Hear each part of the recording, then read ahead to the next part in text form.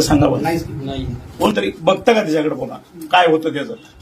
आज 200 लोकांना मी बघतोय काय त्यांची अवस्था आहे लक्षात घेतो की एवढी ऐकल्या तर यांचं भविष्य काय पुन्हा ह्याचा विचार करा ना जरा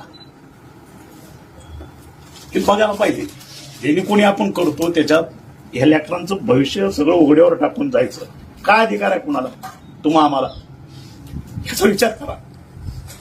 हे होईल नाही मिळेल म्हणून जगायचं सोडायचं का? आपण जन्म घेतल्यावर प्रारब्ध असेल ते घडणारच आहे ना.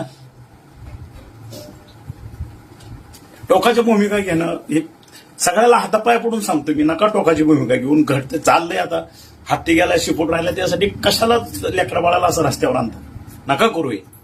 बरं ह्यांचा काय दोष आहे? हा शिक्षा कोणाला देतो आपण हे सगळं करून? परिवाराला देतो ना. जे 2017